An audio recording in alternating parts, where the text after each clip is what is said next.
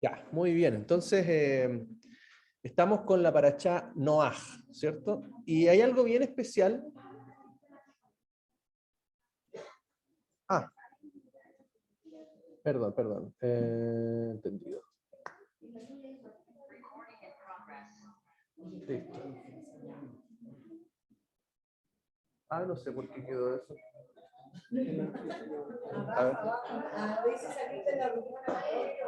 ¿Ah?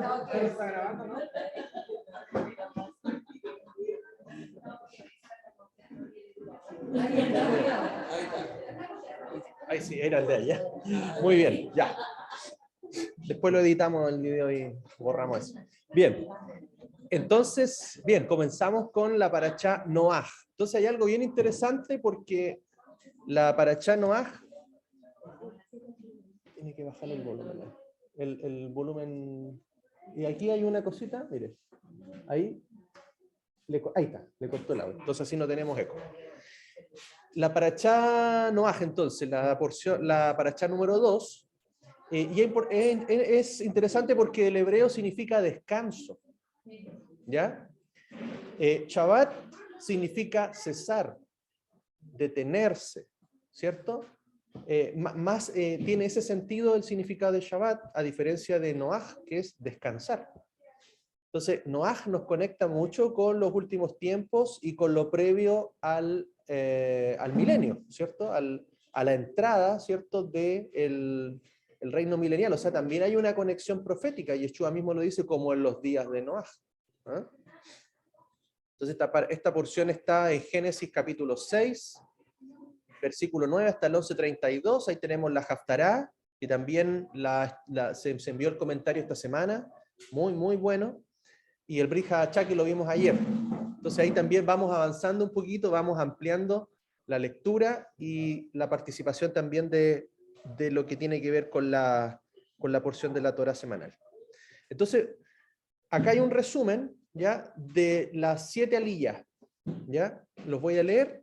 El resumen de la primera aliyah, ¿cierto? Dice: vemos cómo Dios decide destruir por medio del agua toda carne sobre la superficie de la tierra por causa de toda la corrupción que se ha producido. Solo la familia de Noaj obtiene la gracia de poder sobrevivir esta destrucción mundial. El Eterno hace un pacto con Noaj y le instruye acerca de cómo podrá sobrevivir. Tendrá que hacer un arca enorme, capaz de resistir el agua y recoger alimentos para más de un año, para la supervivencia de su familia, junto con todas las especies de animales terrestres y volátiles. Noaj hizo todo conforme a las instrucciones de Dios. Ahí vemos también Torá, ¿cierto? Él entregó una Torá a Noé, que es instrucción. Le dio especificaciones, le dio una serie de detalles que tenía que hacer. Eso está en la primera aliyá, que es la primera parte de esa parashá. El resumen de la segunda aliyá ya comenta cómo Noé o Noaj entra en el arca junto a su familia. Por mandato del Eterno, vienen también todos los animales que están escogidos para ser preservados. El mismo día empieza el diluvio con 40 días de lluvia desde arriba y 150 días de inundación de aguas subterráneas. Hay algo interesante, ¿cierto? Agua de arriba y agua de abajo. Todo rodeado de agua. El resumen de la tercera aliyá: el arca flota sobre las aguas que suben a una altura de 15 codos por encima de los montes, ¿ya? 15 codos son aproximadamente, un codo son 45 centímetros, ¿ya? 15 codos serían, ¿cuánto? Unos 45 por 10 son 6 metros, casi 7 metros. Sobre el Everest, si pensamos más o menos que es el monte más alto conocido. Así que imagínense, 7 metros sobre el Everest. Dice: por esta tevilá, o este bautismo, ¿cierto?, de todo fue inundado, todos los hombres y todos los animales perecen y el mundo es purificado. El Eterno se acuerda de Noaj y los que están con él en el arca, de modo que envía un viento para ir secando la tierra.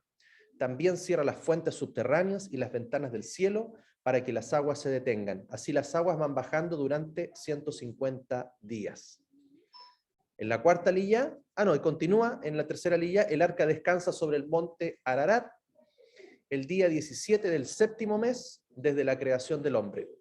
2 meses y medio más tarde se ven las cimas de los montes. 40 días más tarde Noé abre la ventana y primero envía un cuervo y luego una paloma para saber cómo están bajando las aguas.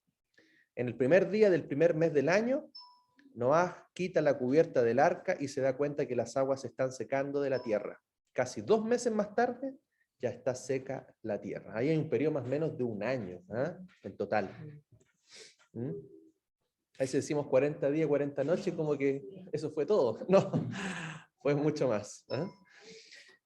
Después dice el resumen de la cuarta liyá. Noé sale del arca con su familia y los animales, luego construye un altar y sacrifica toda clase de animales limpios como ofrenda de ascensión, ofrenda olá, delante del Eterno. Adonai hace un juramento prometiendo que nunca más volverá a destruir toda carne de la misma manera, o sea, con agua. Las diferentes estaciones del año son introducidos en la naturaleza.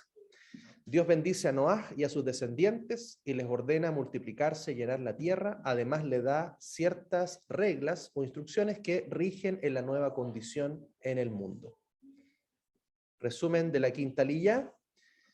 Dios establece un pacto con Noé y todos sus descendientes y todos los animales, en el cual está la promesa de no destruir nunca más toda la carne mediante las aguas del diluvio. Ni habrá más diluvio para destruir la tierra. La señal de ese pacto es el arco iris, que posee 7 colores.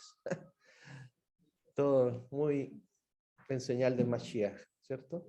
Resumen de la sexta aliyá. Los 3 hijos de Noé son los orígenes de todos los hombres que van a poblar toda la tierra. El primer nieto de Noé fue Kenan o Canaán, que nace poco después del diluvio. Cuando Noé bebe del vino de una viña que ha plantado, se embriaga y se queda descubierto acostado en la tienda. Al verlo, su hijo Ham o Cam no hace nada para cubrir su vergüenza, sino divulga el error de sus hermanos. Entonces Shem y Jefet toman un manto sobre sus hombros y entran de espaldas para cubrir la desnudez de su padre. Al despertar, Noé pronuncia una maldición sobre Kenan o Canaán y una bendición sobre Shem y Jefet. De los 3 hijos de Noé, Jefet, Ham y Shem, salen las 70 naciones que poblarán la tierra. De Jefet salen 15 naciones, de Ham salen 32 naciones y de Shem salen 23 naciones. Las 4 personas, Shem, Arfaxad, Shalach y Eber, no son contados de entre los 70 por ser santos. Y resumen de la séptima aliyá. ¿Sí? Lo que pasa es que dentro de los hijos de Sem, Ham y Jafet, ¿cierto? Salen las 70 naciones. Pero también hay una señal de ellos que no son contados en las 70 porque de esa descendencia viene Abraham, del cual va a venir una nación especial, aparte. Entonces, siempre está el diseño de la nación de Israel y las 70 naciones. Entonces, por eso no están contados porque de esa descendencia va a venir Abraham, del cual va a venir la nación grande, ¿cierto? Apartada, especial tesoro de entre las naciones. O sea, por eso no se cuentan dentro de los 70. Tiene por lo menos esa connotación. O sea, ya venían apartados. O sea, Abraham no fue escogido por capricho, venía todo un diseño, ya estaba predestinado, por así decirlo. Y luego tenemos la séptima aliyá, el resumen. Todos los hombres hablan el mismo idioma durante los 1996 primeros años de la historia. Recuerden que hay un periodo de más o menos casi 2 milenios del diluvio, ¿cierto? El diluvio fue en el 1600 y fracción, ¿ya? Después de eso, los hombres vienen todos de Noé, ¿cierto? Y por lo tanto hablan el mismo idioma, y las descendencias igual. Dice, por esta causa pueden organizarse para la construcción de una ciudad y una torre con el propósito de rebelarse contra el Eterno. Adonai envía sus mensajeros para dividir las lenguas de las 70 familias, emisarios o mensajeros, que también conocidos como ángeles, ¿cierto? En realidad no es esos angelitos ¿cierto? Con alitas. Y dice que para dividir las lenguas de las 70 familias para que ya no se entiendan entre ellos. Así son dispersados sobre la faz de toda la tierra y dejan de edificar la ciudad que recibe el nombre de Babel, que significa confusión. Shem es el portador de la bendición principal y la promesa del futuro redentor. También es el ancestro del pueblo hebreo. Por eso la Torá se enfoca en su genealogía y menciona sus descendientes hasta llegar a la 10ª generación, hasta Abraham. Abraham tiene 2 hermanos, Nacor y Harán. Harán engendra un hijo, que es Lot, antes de morir, cuando su padre aún estaba con vida. Abraham toma a una familiar como esposa, ¿cierto? Que era medio hermana, Sarai, pero ella no puede tener hijos por ser estéril. El padre de Abraham, que es Teraj o Taré, en la traducción, toma la decisión de salir con parte de su familia de Ur para ir a la tierra de Canaán, pero se queda a la mitad del camino y se establece en Harán o Harán. Allí se quedan hasta la muerte de Teraj, que en ese momento tiene 205 años de edad. ¿Ya? Hay un proceso de salida de Abraham, él no sale inmediatamente solo, primero se va con su padre. ¿Y qué es lo que le dijo el Señor? Vete de tu tierra y de tu parentela. Entonces hay un proceso también allí de desligarse. Y bueno, la vida de Abraham, que yo creo que lo vamos a ver en la próxima, recién en la próxima, tiene un significado también del proceso que vimos nosotros. Nosotros también el Señor nos dijo, vete de tu tierra, de tu parentela, ¿cierto? Nos hace un llamado de salir. Por eso es, muchos también, el ser hebreo es cruzar, es dejar atrás, ¿ya? Está asociado al momento en que Abraham cruza, ¿cierto? El Éufrates, dejando de ser un descendiente, digamos un babilónico o mesopotámico, más bien dicho, más mesopotámico, ¿cierto? De Ur, una ciudad pagana, completamente, la tierra estaba completamente pagana, y él cruza, y por lo tanto deja atrás eso. Pero se va primero pasa con su padre, entonces también hay un proceso de dejar. Yo creo que todos hacemos ese proceso, pero hay cosas que no hemos dejado. Entonces, bueno, eso se ve más allá. Pero es muy interesante todo esto, por eso el estudio de la Torá es muy importante porque nos va dando entendimiento, ¿cierto? De todo el proceso también que vivimos nosotros, ¿ya? Y que después en los evangelios y en las cartas de Pablo también se ven reflejados. No sé si hay alguien, Ricardo, hasta ahí, algo que comentar, hermano. Eso, si hay preguntas, la pueden ir realizando, ¿ya? Bien, vamos entonces con Noaj. Esto parte en el versículo 6, capítulo 6, perdón, versículo 9, que dice, esta es la genealogía de Noaj. Noaj fue varón justo, sin defecto en su generación. Noaj caminó con Ja Elohim. Esa es la versión de BTX. También la Reina Valera dice, estas son las generaciones de Noé. Noé, varón justo, era perfecto en sus generaciones. Con Dios caminó Noé. Así comienza esta parashá. ¿Eh? Ahora, acá hay palabras bien interesantes, ¿cierto? Lo vimos la semana pasada, que generación, genealogía, tiene su origen en la palabra toldot, ¿eh? Que tiene que ver con generaciones, descendencia, linaje. Por eso el apóstol Pedro dice, vosotros sois real sacerdocio, nación santa, pueblo escogido, linaje. ¿Eh? Porque hay una descendencia en la cual por medio de la fe nosotros nos conectamos a la simiente, no la simiente, sino la simiente de Abraham. Y por lo tanto vemos que Abraham desciende de Noé, ya por la línea de Sem.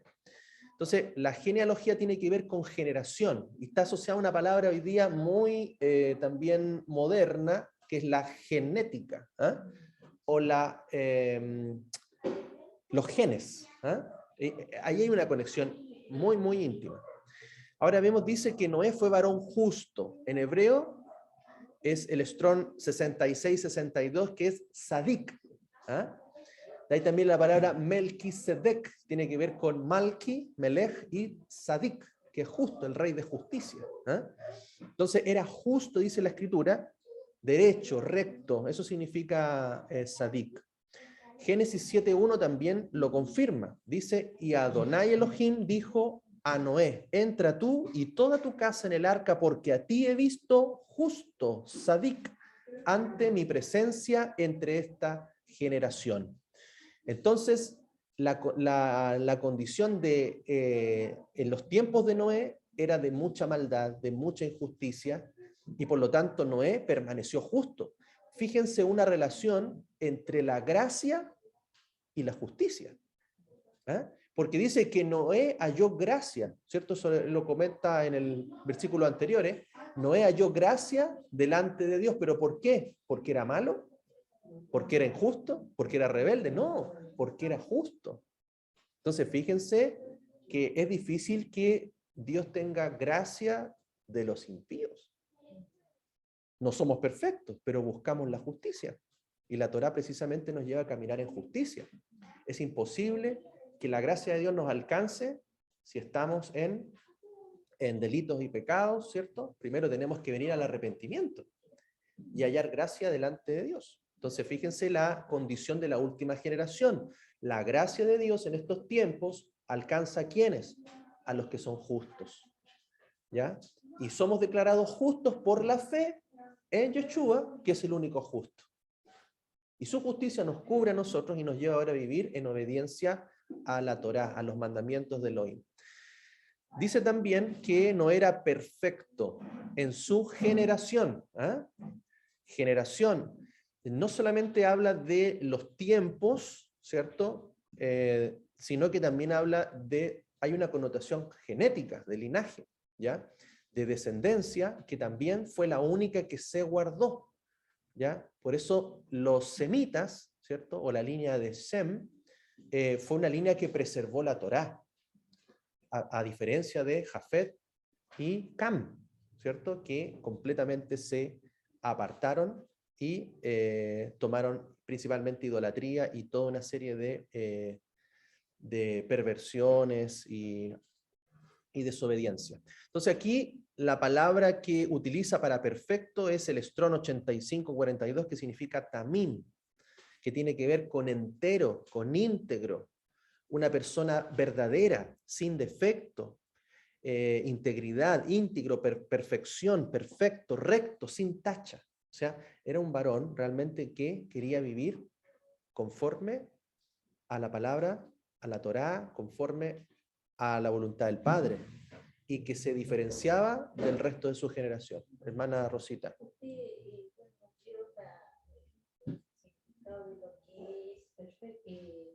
Perfecto, también. Podría ser también justo, porque otra vez alguien me preguntó, ¿qué es lo que significa que Dios sea justo? Yo digo, gracias, sí, pero es que yo siempre he escuchado de que uy, se va a ser justo, y no solamente ejerce la justicia.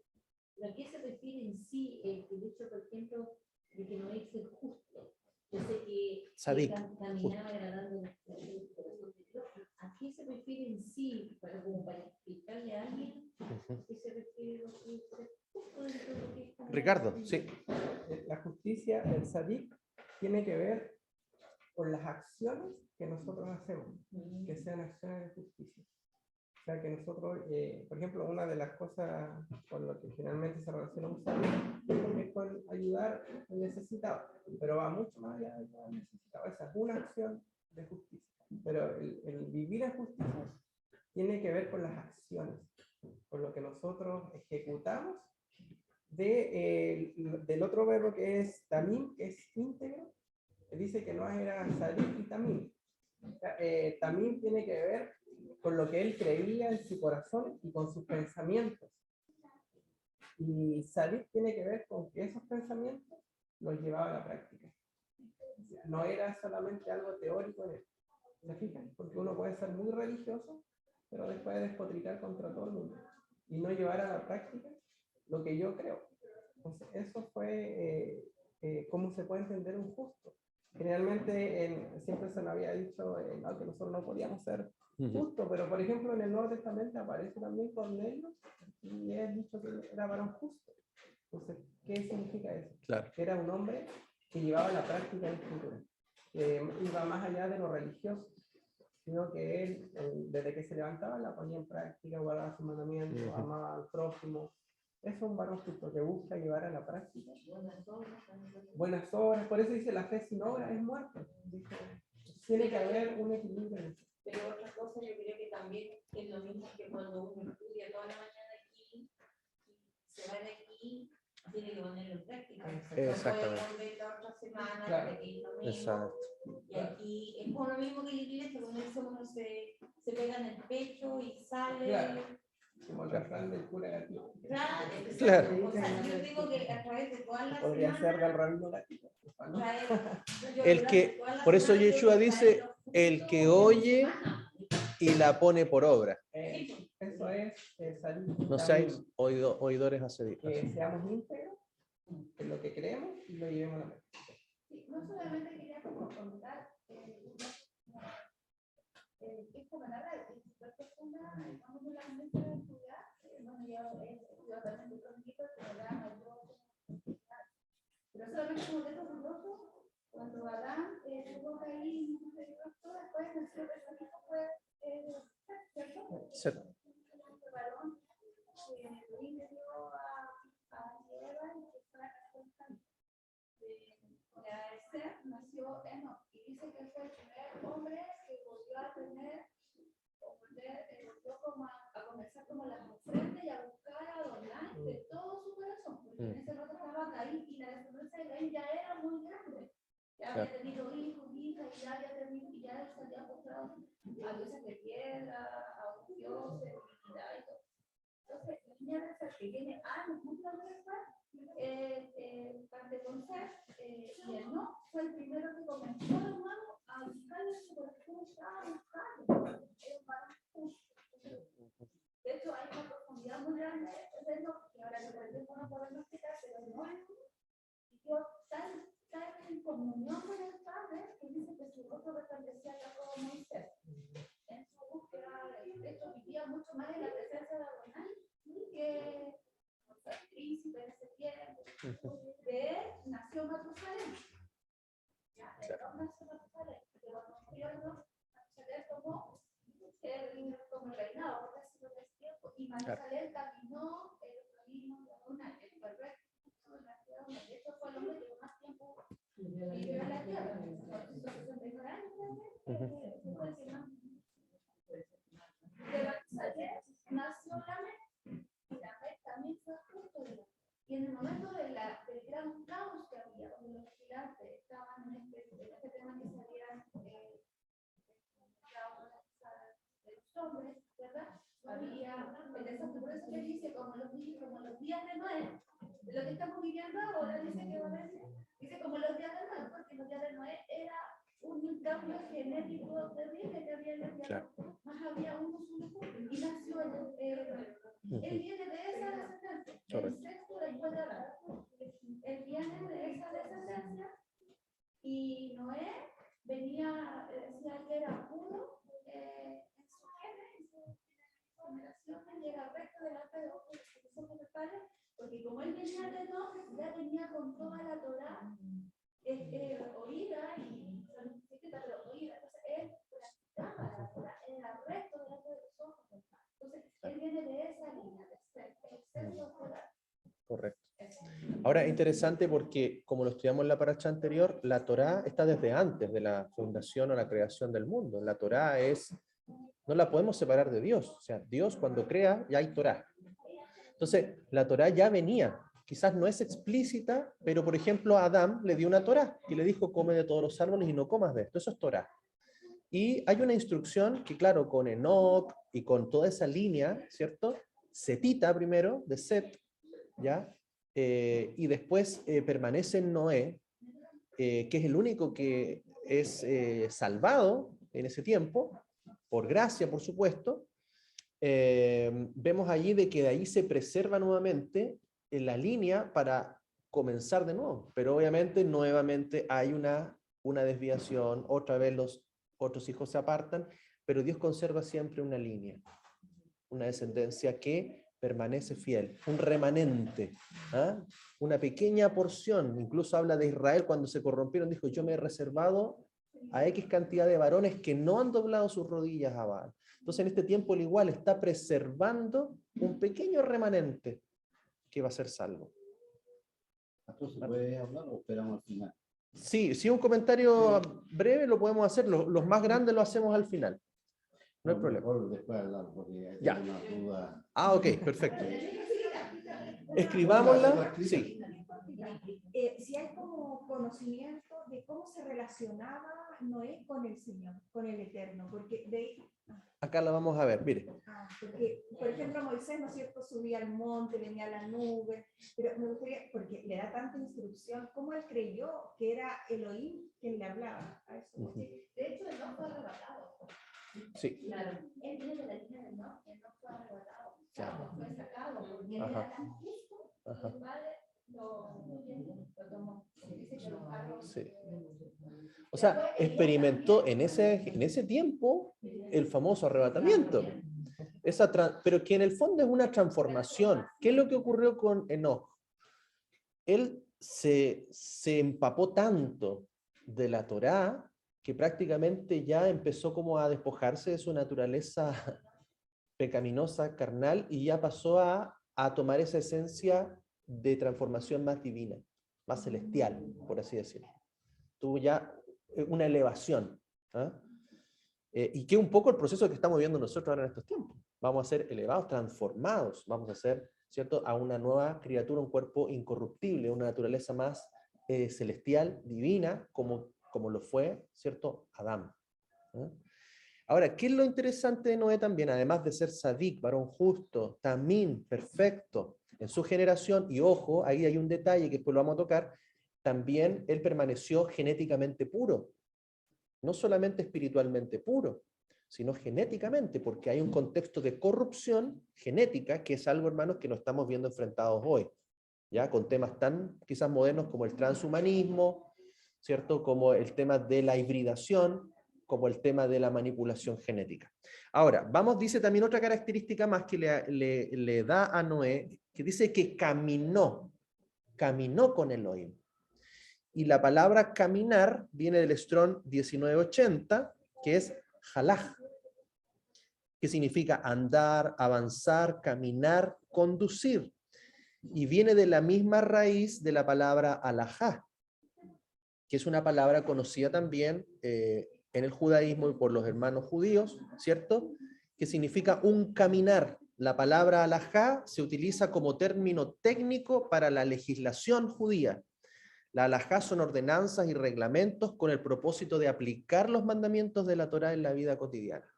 Entonces, la halajá vienen a ser normas, reglamentos que en el fondo buscan aplicar la Torá en la vida de la persona. Entonces, cuando habla de que Noé caminó, o sea, él vivía una vida práctica que le permitía cumplir la Torá.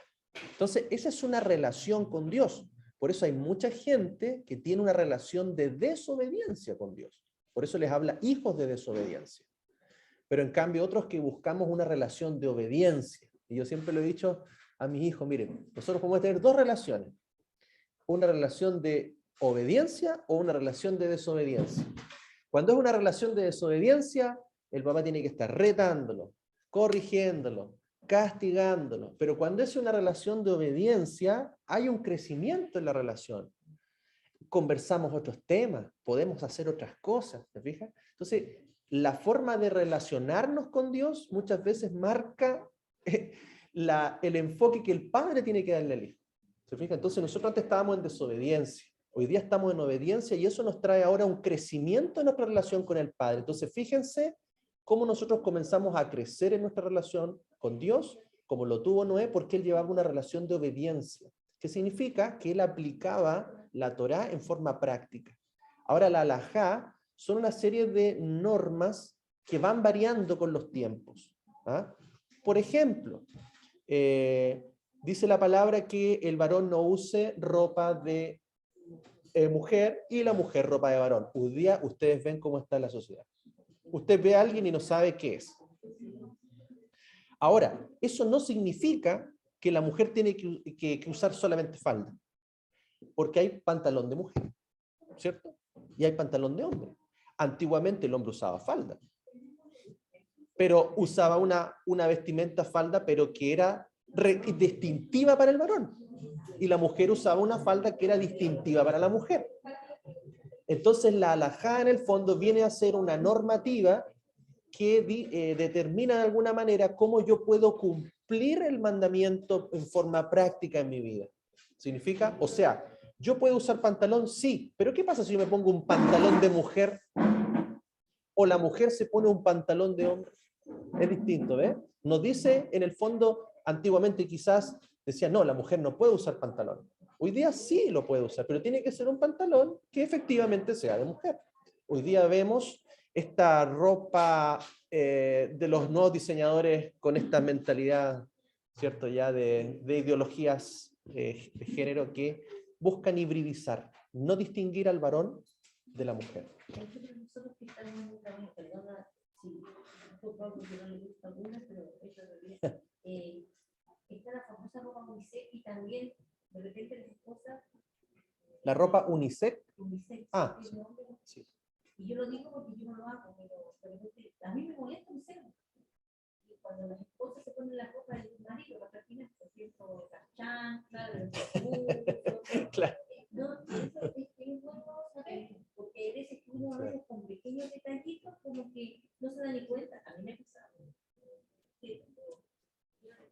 No se lo voy a hacer porque no, y no me doy cuenta, ya estoy haciendo porque supuestamente, como si cuando uno empieza a simpatizar algo, no sea podría. No sé, uno te da cuenta que te dice, mira, ve, y lo completo.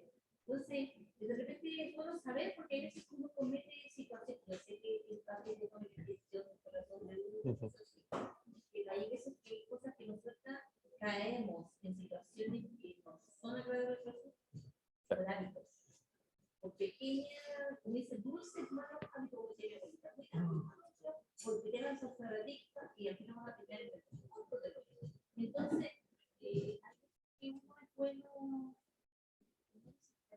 Sí, precisamente la Torá no cambia. La halajá sí puede variar, según los contextos modernos o de cultura, etc. ¿Ya? Entonces, claro, ese es un ejemplo. Hay muchos otros ejemplos, ¿ah? Pero cuando...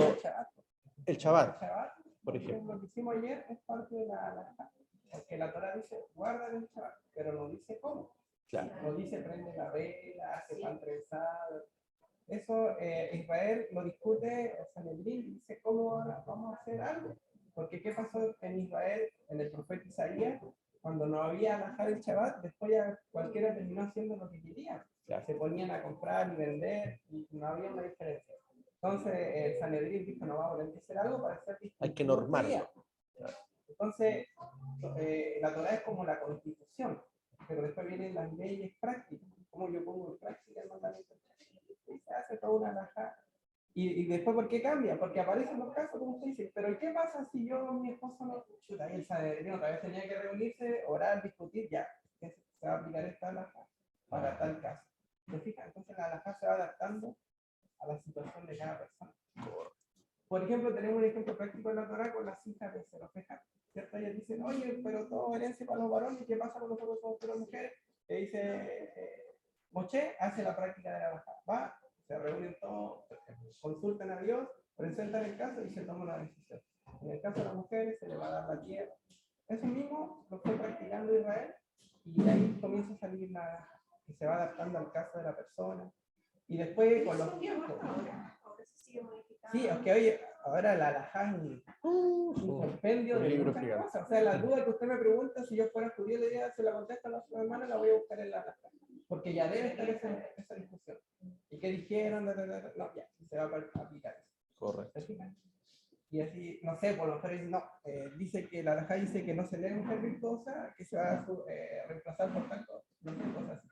Pero ya han venido esas consultas. Claro. Por eso la halajá se va adaptando a los tiempos, porque ahora les pasó en la pandemia. Por ejemplo, los judíos no se conectan con nada, se apagan completo. Pero ¿qué pasó? Que no se podían reunir, tuvieron que otra vez revisar halajá en este 2020 y decir, no, ¿sabes qué? Se va a permitir la activación de teléfono y de televisión porque a través de ese modo nos vamos a congregar virtualmente. Entonces la halajá se adapta a lo que pasa. Para no dejar de congregarse, que es mandamiento.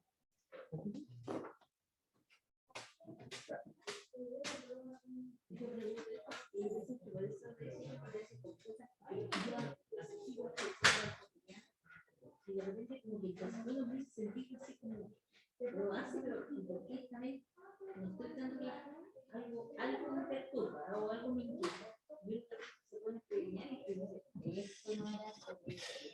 Cuando yo me veía el Shabbat, yo decía, hay que esperarlo a las 7 de la tarde, servicio de la Santa Cena y tratar de no hacer nada. Y lo que hacía yo, me ponía a tejer por y lo que sí con la palabra acá, o mirando, ¿cómo se videos con respecto a hablar? Cosas así, pero yo seguía tejiendo, porque para mí era la habitación y era o me ponía a hacer los ejercicios con las piernas, cosas así. Pero cuando entendí que dice que es el día de reposo, que uno tiene que desconectarse de todas las situaciones que sean, porque por último, si uno por causa de salud y tiene que hacerlo, prefiero trabajar conectado, pero yo decía, entonces ahí me empezó, hasta que un día dije, ¿por qué me es inquieto tejer? O yo hago bisutería, o armar esto, entonces dice, pero ¿por qué? Claro, porque es parte de mi trabajo. Claro, y el Shabbat, el Eterno cesó. Entonces, Sí. en hebreo se dice trabajar es melajá, hacer una obra creativa. Entonces, se trata de no hacer obras creativas en Shabbat. ¿Por qué? Porque el Eterno dejó de hacer obras creativas. Entonces, nosotros lo invitamos a él como padre. Por eso, generalmente, ya no hacemos otras cosas que hacemos el día de normal. No cosas solamente relativas al Shabbat. No sé, por ejemplo, lo normal que cuando uno almuerza se caen cosas al piso. Uno no dice, no voy a barrer porque es Shabbat. No, o sea, barre porque para... Ahora, distinto es que si yo me pongo a limpiar porque el día domingo tengo una fiesta, un cumpleaños, ahí no se puede. Yo no puedo usar el Shabbat para eso. Claro. Lo puedo barrer para que se mantenga limpio dentro del Shabbat. O puedo lavar los platos, por ejemplo, si se mantiene limpio porque lo voy a usar los desayunos, se me ensució, necesito lavarlo para la tarde. Bien, los judíos no cocinan. Idealmente no cocinan. Nosotros dejamos hecho todo el viernes en la tarde, en el almuerzo, y hoy día calentamos, se calienta. Ideal es hacer eso. Ahora, si la pilló la máquina, tiene que hacerlo, porque no puede dejar de comer. Sí, mientras sea comida que no sea contaminada con marisco, cosas así, uno puede dejar también preparado. Ah, es que la idea tampoco es comprar, la idea es prepararlo siempre el viernes. Tratar de prepararnos el viernes con la alimentación, todo lo que vamos a tener, y el día del sábado descansar y disfrutar. Porque cocinar también es un trabajo. No sé, las que están a cargo de la cocina están cortando. Si no puedes estudiar, escuchar la paracha porque están cortando. Claro. Entonces la idea es hacer todo algo. Exacto. Ahora, fíjense, la halajá está en los tiempos de Yeshua ya. Y un poco Yeshua discutía con los fariseos por las halajá. ¿Por qué? Porque ellos habían establecido, por ejemplo, que en el Shabbat no se podía hacer sanidad. Entonces, la Torá no prohíbe hacer sanidad, pero ellos normaron que quebrantar el Shabbat era hacer sanidad. Entonces, por eso acusaban de que Yeshua había quebrantado el día de reposo. Entonces, él con más razón, porque él decía, la Torá está sobre la halajá. La halajá se determina para cumplir la Torá y no al revés.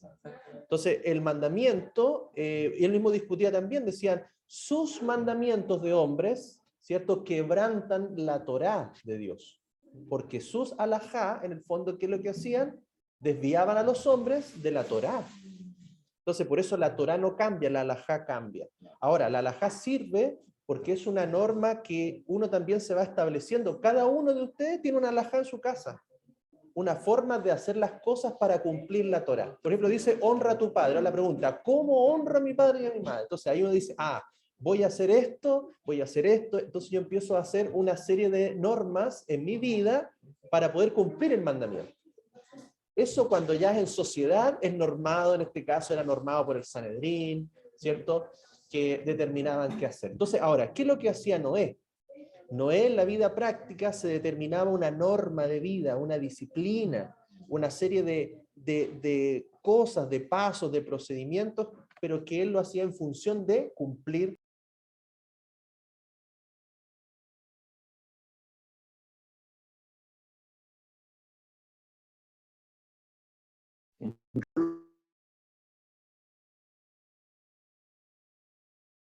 Atento.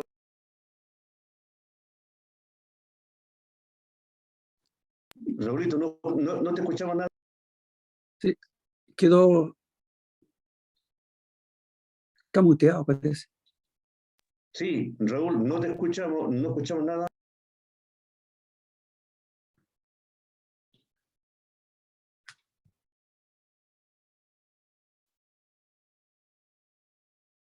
Raúl, estás muteado.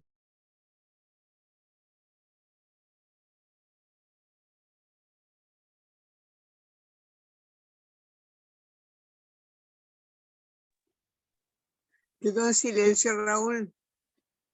Quedó en silencio, no se Está en escucha nada. silencio. Sí, Está en silencio. está en silencio. Está muteado. Raúl, estás muteado, no te escuchamos. Está muteado.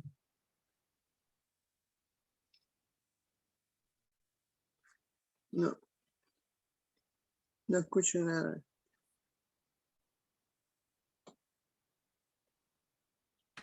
Está muteado.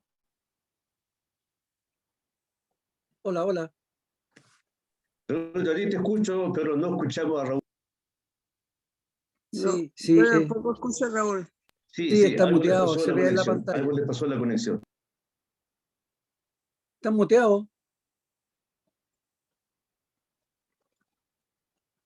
Te vamos a avisar por WhatsApp.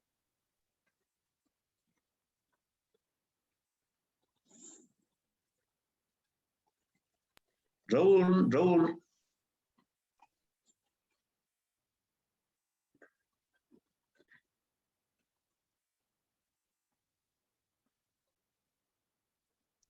Si alguien nos ve por ahí. Perdón, ahí sí, estamos silenciados. Es que ya, ahí se me había desconectado el computador y se salió el mute. Bien. Bueno, entonces todo lo que estábamos diciendo no lo escucharon. En el fondo, resumen, Yeshua discutía con los fariseos precisamente por la halajá, porque las halajá o estas normativas, ¿cierto? Mandamientos preceptos, ordenanzas, muchas veces quebrantaban o no iban en contra de la Torá al final. ¿Ya? Aparte que también en el tiempo de Yeshua, Israel estaba corrompido en el Imperio Romano. Entonces mucha alhaja también iba un poco a sacar partido del Imperio Romano. Claro, también. Así que eso es lo que en el fondo Yeshua dice, abolió en su carne ciertas halajá. ¿Ah? ¿Para qué? Para que hoy día por el Ruach, fíjese, por el Ruach HaKodesh, nosotros podamos cumplir la Torá.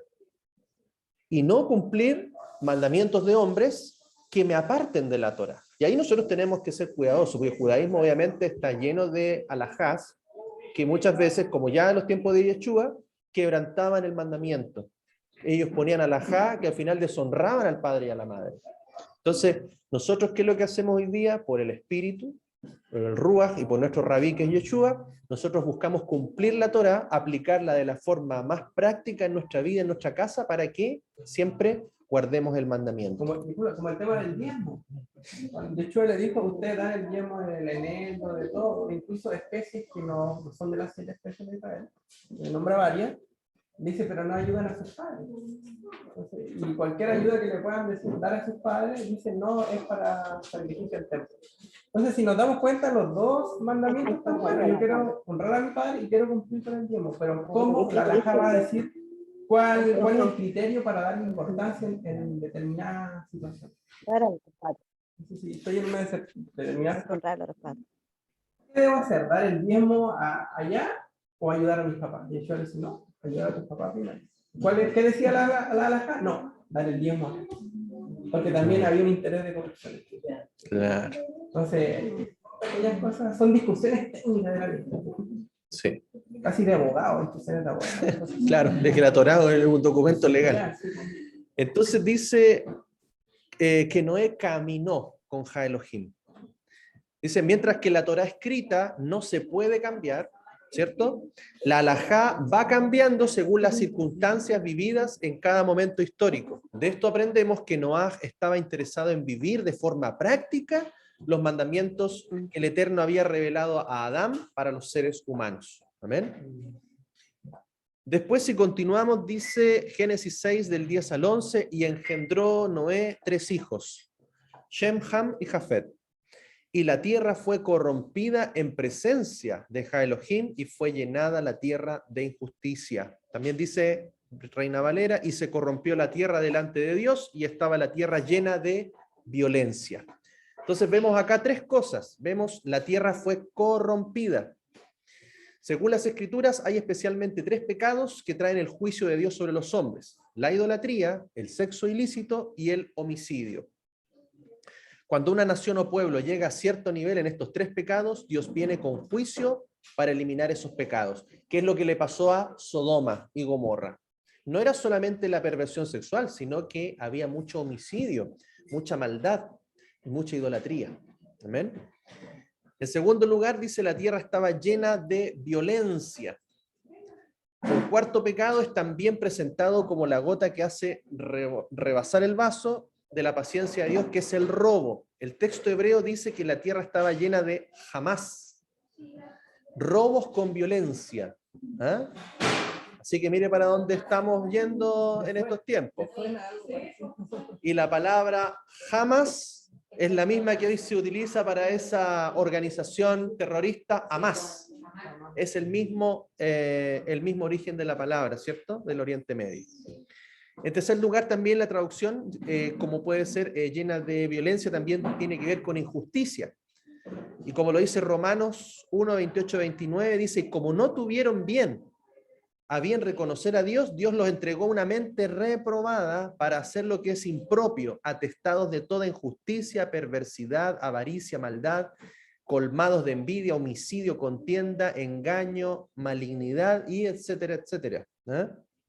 Entonces, característica de la última generación, también como los días de Noé. ¿Amén? Después dice también, Génesis 6:12, y vio Elohim la tierra, y estaba corrompida porque toda carne había corrompido su camino sobre la tierra. También dice, y miró Dios la tierra, y he aquí que estaba corrompida porque toda carne había corrompido su camino sobre la tierra. Entonces dice que toda carne se corrompió. Aquí está el Strong 7843, que es chahat, decaer, arruinar, corromper, dañar, demoler, depravado, derribar, deshacer, desperdiciar, hacer destrucción, devastar, echar, enloquecer, estropear, matar, quebrantar, ruina, violar. Todas esas palabras, ¿cierto? Son significados de la palabra chahat, ¿ya? Que es corromper. Y esto también tiene que ver con todo tipo de pecados sexuales e idolatría. Vemos, ¿cierto?, por qué también el apóstol Pablo entonces en sus cartas habla de estas 2 cosas. Precisamente de los pecados sexuales y de la idolatría les dice huid en forma bien enfática. O sea, huyan, dice como está en 1 Corintios 6:18, huid de la fornicación. Cualquier otro pecado que el hombre cometa está fuera del cuerpo, más el que fornica contra su propio cuerpo peca. Y también 1 Corintios 10:14 dice, por tanto, amados míos, huid de la idolatría. Entonces son 2 pecados que no tienen ninguna compatibilidad, ¿cierto?, con aquellos que quieren caminar en justicia, en rectitud. Entonces acá hay una corrupción, ¿ya?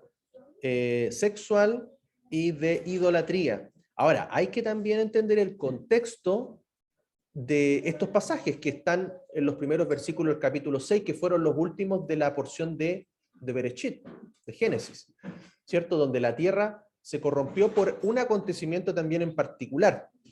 Ya dice, toda carne se corrompió. No solamente los hombres estaban viviendo en pecados sexuales, sino también los animales se habían corrompido. Está escrito que toda carne había corrompido su camino sobre la tierra. El camino de cada animal es el proceder natural que el Eterno ha dado a cada especie. Hay una Torá, una instrucción en cada animal creado, ¿cierto? Cada animal tiene una función, tiene una Torá específica, tiene un lugar dentro del sistema ecológico. Cada animal sabe cómo comportarse para vivir su vida según el plan eterno. El plan del Eterno. Hay un camino para cada especie. también hay un camino para el hombre, pero en los tiempos de Noaj toda carne había corrompido su camino. Esta fue la causa del juicio por medio del diluvio. Veamos el contexto. Génesis 6, del 1 al 2, dice: aconteció que cuando los hombres comenzaron a multiplicarse sobre la tierra y les nacieron hijas, los hijos de Ja Elohim, ya los Ben Ja Elohim, también algunos traducidos como ángeles, vieron que las hijas de los hombres estaban buenas y tomaron para sí mujeres de entre todas las que escogieron. Entonces, ¿qué es lo que hay primero ahí? Hay un pecado, ¿cierto?, de hacer una mezcla, ¿cierto? Hemos visto en la Torá establece: no mezcléis la semilla, no mezcléis los animales, ¿cierto? Y también hombres con hombres, mujeres con mujeres, eso está prohibido por la Torá. Entonces acá vemos que los hijos de Dios, los hijos divinos, o los ángeles también en las traducciones, tomaron hijas mujeres. Acá hay dos posturas. Hay una postura setita, de Set, que dice generalmente las denominaciones bautistas, que se más conservadoras, que simplemente fueron los hijos de Dios, que eran los descendientes de Set, que se mezclaron con las mujeres de descendientes de Caín. ¿Ya? Y por lo tanto le dan una explicación más bien natural. ¿Ah? Ahora, el texto es bien específico cuando menciona en hebreo Ben Ha Elohim, que son los hijos de Dios o de los dioses, ya en plural quizás, los hijos divinos que descendieron, ¿ah? Y que tomaron mujeres y obviamente formaron algo bien especial y en particular. O sea, tú no mezclas dos hombres y nacen gigantes, ¿cierto? Mezclas una criatura divina, celestial, con una humana y nace algo híbrido. Y es de ahí donde dice que el siguiente versículo 6:4 dice: en aquellos días y aún después los nefileos o nefilim estaban en la tierra, cuando los hijos de Ja Elohim entraban a las hijas. ¿Qué significa entraban? Está hablando de una relación sexual, ¿ya? O algún tipo de relación donde hay mezcla genética. Dice: a las hijas de los hombres, y les engendraban hijos como ellos mismos. Estos eran los gigantes de antaño, los hombres de renombre, ¿ya? De ahí viene la tradición de los griegos, los semidioses, ¿eh? Los dioses le llamaban a estas criaturas, los hombres, y estas mezclas híbridas o nefilim, tipo gigantes. Por eso que la cultura a veces compara la mitología cuando están los antiguos escritos como el pie, Claro. Hombres con cabezas de águila, de porque también dice que no Pegasus. tuvieron relaciones con las hijas, porque puede ser que toda la tierra estaba contaminada, entonces los animales también salían mucho. Una corrupción, claro, Era una total. corrupción tal que había una contaminación tan grande que estaba todo mezclado. Los hombres eran gigantes, tenían alas, a lo mejor la más parecida o ser hombre. Y dentro de lo que hablabas ahí del arca de Noé, decía que él llamó animales. No es que no empezó a recolectar los animales. No, claro. Y animales que no se habían corrompido. Animales que no estaban, claro, estaban genéticamente puros. Él los llamó. Imagínense esa mitología de mujeres, de serpientes con cabezas de mujer, sirenas. O sea, es mitología, dice, imaginación, bastante imaginación, pero es muy probable que haya una corrupción de tal magnitud de que toda especie se corrompió. O sea, quebrantaron la Torá que él le había dado a cada especie. Dice que en ese tiempo, bueno, según lo que también decía que estos hombres eran tan grandes, porque eran gigantes. Bueno, ahora algunos hablan de estatura estratosférica, que ni siquiera pueden como imaginar, no solo de 6 y 7 metros, sino que hablan de... Como los cedros del Líbano, dice, como 20 metros. Claro, entonces hablaba que estos seres tan grandes comían. Llegó un momento en que tampoco ya no había comida, porque comían poco. Claro. Y comenzó a pasar el canibalismo. O sea, se comían entre ellos, se comenzaban a tener este asunto tan terrible de la vida tan difícil. Claro, y ahí también hubo una quebrantada en la Torá porque comenzaron a comerse a los animales. Y no estaba permitido comerse los animales en ese tiempo. Antes de eso se comían más. Antes de no solamente se comía hierba. La dieta que Dios le dio a Adán, correcto. Era todo lo que era hierba, animales, frutos secos. Correcto. Hasta Noé era esa alimentación del hombre. Correcto. Por el hambre. O sea, Yo lo que entiendo un poquito cuando no habla de, se entiende lo de hombre, pero los animales no tienen conciencia porque es también todo animal se corrompió, pues ahí no está. sí, o sea, Porque los pero animales actúan por eso. claro, lo que pasa es que hay también hay por decirlo, una situación de que también estos seres celestiales habrían mezclado con animales. Por ejemplo, sí, pues ellos, no, pues tomaron animales, alteraron estos animales. O también el hombre mismo corrompió. Fíjense que hoy día pasan muchas cosas a nuestra... Sí. No te cuyuntarás con animal. Claro. Yo creo que eso está pasando ahora, ¿eh? Con el tema, porque por un lado se está pareciendo mucho los días de Noé, porque no sé si me voy a adelantar, por ejemplo, los hijos de Noé después cometen un acto medio raro y el Eterno le dice 2 veces, después que ya pasó el diluvio, se bajaron del arca, le dice, multiplíquense al inicio del camino. Después le vuelve a decir, multiplíquense. Pareciera ser que ellos tenían como miedo de otra vez tener hijos, porque habían visto el diluvio, había quedado la escoba, ¿para qué vamos a tener, volver a tener hijos? Entonces como que no tenían muchas ganas de tener hijos.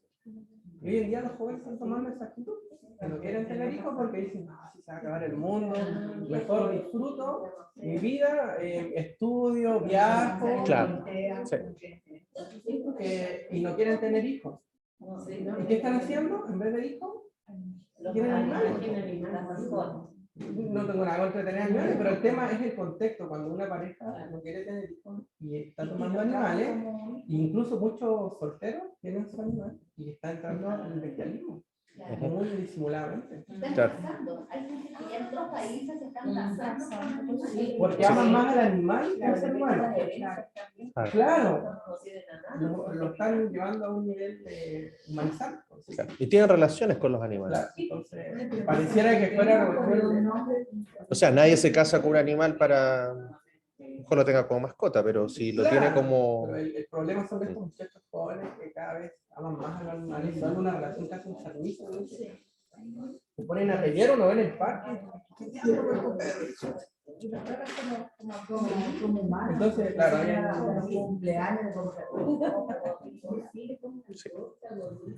está claro, está bien, no digo que todos sean así, pero sí, hay líneas que se está dando eso. Y ya están entrando, queriendo con este tema de la LGTBI, están tratando igual de normar. Yo quedé así, literalmente, como que no supe que actuar. ¿Sabe usted que vi un chihuahua y un maltés? Perdón la expresión porque era cierto, se estaban violando mutuamente. Y es como que, y la dueña de uno de ellos, así como prácticamente se estaban violando porque era, y yo decía, y de repente me asco. Y yo decía, pero ¿cómo puede ser? Y ahí fue cuando me acordé de que va a haber una corrupción tan grande Que los animales imitan a los seres humanos. Sí. Claro. Y de hecho uno puede adiestrarlos, si esos perros de pelea, no es porque nazcan así, porque el hombre lo hace. Uno andaba con chalequito, el Mateo andaba con un chaleco. Esos perros pitbull que tienen los pandilleros y los adiestran con unas armas prácticamente. No es que naturalmente sean así, sino que es por la ley. Y yo dije, chula, esto es como sexual, era como que no sé. Ahora, bueno, esta corrupción actualmente se ve en las mezclas de razas, en las mezclas de animales. Por ejemplo, la mula, ¿cierto? Es una mezcla de caballo y burro, eso está prohibido por la Torá. ¿Ya? También la ingeniería genética hoy día, que hay muchas cosas que no vemos, pero hace mucho rato se clonó la oveja Dolly, ¿ah? Y hace mucho tiempo que se están haciendo experimentos de este tipo de mezclas, incluso mezclas ya a nivel de humanos con animales. Hay que ver también que este contexto no es un tema de ficción, o sea, se visualiza y por ahí también en muchos medios de información científicos y pseudocientíficos también se habla de extraterrestres, que en el fondo no son nada más y nada menos que estos mismos seres que descendieron ya una vez, que ya cumplieron su castigo y han sido liberados, probablemente también van a volver, y ojo, van a volver, van a regresar, quizás reconocidos por todo el mundo como los seres creadores, los que hablan por ahí, algunas con respecto a estos famosos Anunnakis, ¿cierto? Que no son nada más y nada menos que estos seres que descendieron, ¿ya? Y que de alguna forma se atribuyeron el poder sobre los seres humanos y todo esto. Ahora, qué importante entender de que nosotros no podemos corrompernos, o sea, nosotros tenemos que cuidarnos de toda mezcla, de toda hibridación, de todo tratamiento o terapia genética. Ojo, o sea, ahí tenemos que tener cuidado, o sea, no podemos someternos a terapias genéticas, a terapias de modificación, porque hoy día es lo que está pasando. Por eso yo les digo, ojo, cuidado con lo que nos inyectamos, ojo con eso, porque nos estamos sometiendo a terapias genéticas que ya está demostrado que producen alteración en nuestros genes. Pastor, ahí llama la atención lo que dice usted, que por ejemplo Israel, un país tan conocedor de la Torá y tan religioso, ¿cierto? Fue el país que más se vacunó, igual que Chile. Entonces, de repente siento que no basta solamente con dedicarse al tema, sino que va más allá, o sea, no sé cómo expresarlo, requiere un involucramiento mayor, pero yo leí el otro día y lo único que me deja contento es que leía Isaías 30-33, y tengo varias cosas que me llaman la atención, dice, porque desde hace mucho tiempo también para Moloch está listo un banquete preparado en un pozo ancho y profundo, con abundante leña, el soplo de Yahweh encenderá cual torrente de azufre. Entonces, Lago de fuego. exactamente. Entonces, ¿qué pasa acá? Que nosotros tenemos que tener la fe, la esperanza, perseverar, y por eso que yo siempre he dicho Guardarlo. que uno no puede ser un seguidor ciego, tiene que tener la particularidad, y ahí también uno puede leer todo lo que nos enseña la Biblia de la sabiduría, de que la sabiduría, y Adonai lo dice, es más preciosa que el oro, más preciosa que las perlas y un montón de cosas, pero ¿cómo se logra la sabiduría? Con el temor a Adonai, el temor de guardar la Torá. ¿Ah? Bueno, volvamos ahí, dice entonces, toda carne se corrompió. Este texto nos da a entender, cierto, que los animales también fueron manipulados, de manera que hubo cruzas entre diferentes especies. Obviamente fue una especie de manipulación genética. De esta manera hubo corrupción en toda la carne, tanto hombres como animales. Dios decide poner fin a este tipo de mezclas. Solo los animales que habían mantenido su originalidad en su especie desde la creación podían entrar a Noaj en el arca para ser preservados para el futuro. Génesis 6, 5 y 7 dice, y vio Adonai Elohim que la maldad del hombre había sido multiplicada en la tierra, y su corazón maquinaba de continuo solo el mal. Y sopesó Elohim haber hecho al hombre en la tierra, y se resintió y dijo Elohim, borraré de sobre la faz del suelo al hombre que he creado, desde el humano hasta la bestia, el reptil y las aves de los cielos, pues me indigna haberlos hecho. Génesis 6, 19, 20, fíjense lo que le dijo a Noé, y de todos los ganados, y de todos los reptiles, y de todas las fieras, y de toda la carne tomarás de todos, de dos en dos, y los introducirás en el arca para alimentarlos contigo, serán macho y hembra. De las aladas, todas las aves según su especie, y de todos los ganados según su especie, y de todos los reptiles que reptan sobre la tierra según su especie. Nada de híbridos, nada de alterados, ¿cierto? De todos entrarán de dos en dos contigo para ser alimentados por ti, macho y hembra. Entonces ahí vemos también la situación ya que involucró toda la tierra. Después tenemos Génesis 6, del 14 al 17, dice, hazte un arca de madera resinosa, harás compartimentos al arca y la cubrirás con brea, por dentro y por fuera. Y esto es lo que le harás. 300 codos será la longitud del arca, 50 codos su anchura y 30 codos su altura.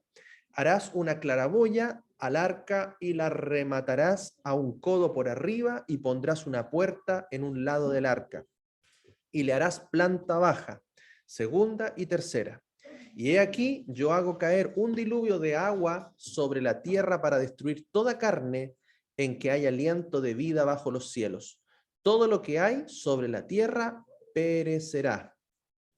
Entonces, el primero que menciona es en hebreo madera de gofer, ¿ya? Ahora, ahí hay discusión, ¿cierto?, entre los rabinos porque no saben específicamente qué madera era. ¿Ah? Algunos dicen que puede ser madera de cedro, otro madera de ciprés, ¿ya? Pero obviamente sabemos que esa madera está conectada con el madero de Yeshua. ¿Ah? Probablemente puede haber sido el mismo material. Hay una conexión ahí. ¿Ya? Lo que sí también dicen que esta palabra hebrea se usa semejante a la palabra para azufre. Esta madera habría sido elegida para hacer alusión al azufre que vino con las aguas subterráneas en el diluvio. O sea, era una señal del lago de fuego y azufre. También hay que ver una señal de juicio, porque también Dios envió juicio a la tierra. Entonces esa madera también estaba dando una señal de juicio que iba a venir. ¿Ya? Por un lado salvación, pero por otro lado juicio. O sea, hay doble cara de esto. ¿Eh? La misma madera que iba a salvar al interior a Noé era la que iba a separar de los que iban a estar en perdición y destrucción. Esta arca, dice la palabra, que reposó en el monte Ararat, ¿ya? Y precisamente en ese monte se han realizado excursiones, expediciones, donde precisamente se han encontrado restos de esta madera, y donde por la dificultad de acceso está en Turquía, está en un lugar súper restringido, pero hay unos videos por ahí en YouTube, ustedes pueden buscar, donde científicos entraron y encontraron el arca, pero no la pueden sacar de ahí. Pues la encontraron, la exploraron. No.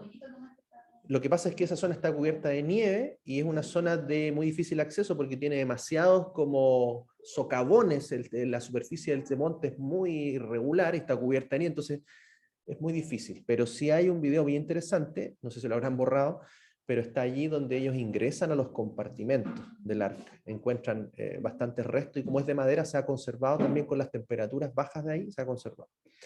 Eso está en Turquía, monte Ararat. Las medidas del arca también son bien específicas, 300 codos de longitud, 50 codos de anchura y 30 codos su altura. Llevando las medidas actuales, estamos hablando de 135 a 150 metros de largo, una cuadra y media más o menos, 22.5 metros de ancho, 22 a 30 metros de ancho, a 25 metros de ancho y 13.5 metros a 15 metros de alto, aproximadamente 5 metros cada nivel. ¿Ya? Bastante grande, ¿cierto? En Estados Unidos hay una réplica sí. Un edificio de 5 pisos. Hay una réplica, es impresionante, porque está, creo que hecho a las medidas más o menos exactas. ¿Ya? Ahí los gringos son bien... Sí.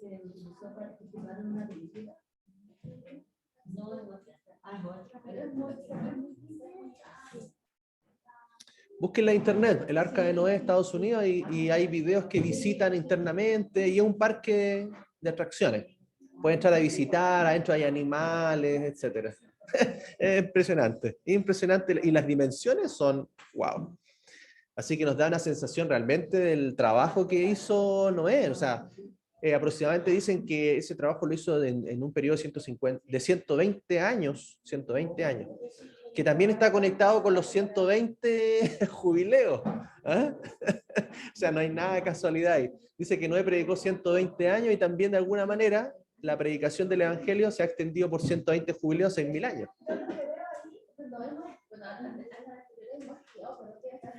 Hemos visto la y la fe de él, porque tener 120 años construyendo algo sin ver una gota de agua, porque hasta en ese tiempo no había lluvia. No existía la lluvia, ahí existía el rocío, decía que el rocío que de la mañana, la humedad de la ciudad. Dice que parece que primera vez hubo lluvia, entonces él esperaba algo que ni siquiera se sabía que claro. Él predicaba de algo que no lo había visto y predicaba de alguien que nadie creía, más él permaneció con su familia fiel construyendo un arca a lo loco en un desierto prácticamente. Entonces de repente pensaba, es como nosotros, o sea, estamos viendo un mundo que piensa totalmente distinto de nosotros, estamos esperando a Jesús que va a venir más salvación y para ellos nosotros guardar Shabbat, Somos locos, fanáticos, judaizantes, lo que sea. Sí. Nos identificamos como la generación de Noé. Y fue muy difícil, de acuerdo a lo que dice la pastora, que uno de los hijos de Noé iba al pueblo y se burlaban y era casado con una hija de un habitante del pueblo. Y lo iban a molestar allá donde estaba construyendo el arca. Incluso él la invita Noé a que suba al arca. Y los suegros se niegan, o los consuegros de Noé, a subir al arca, por si que lo dice mi hermano, que eran unos locos, que no habían oído, que nada. La fe de guardar tantos años, porque yo digo ya, nosotros tenemos derecho a veces 7, 14 años, o sea, pero hoy día podría haber, no que pegar, ¿cierto? Y a ese también se relacionado, porque a Moisés el pueblo veía, ¿no es cierto?, que descendía la nube, que se sentían los truenos, qué sé yo. Pero acá Noé estaba solo. Caminaba por fe. Por fe. Claro, por fe, con él, conversaba con él y hablaba de lluvia, de ser y lluvia. No, claro, o sea, el loco está loco, en realidad, no. 120 años. Lo que hizo, perdón, alguien estaba. Lo que hizo Noé.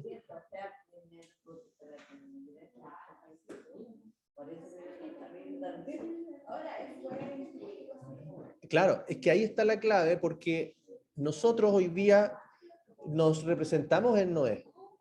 ¿Por qué? Porque Noé recibió una palabra, una instrucción, recibió una Torá, creyó a Dios, pero obedeció, o sea, tuvo que trabajar en su salvación.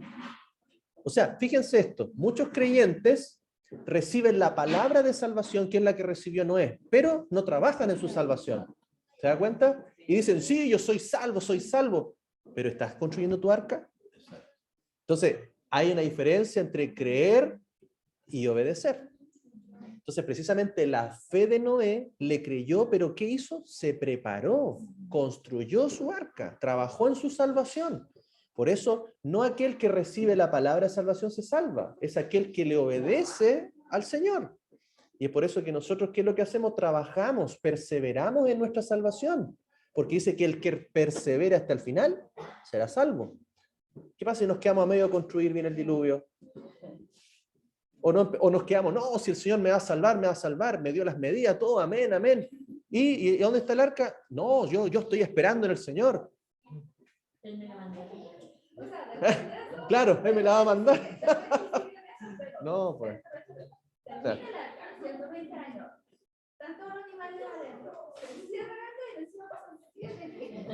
Claro.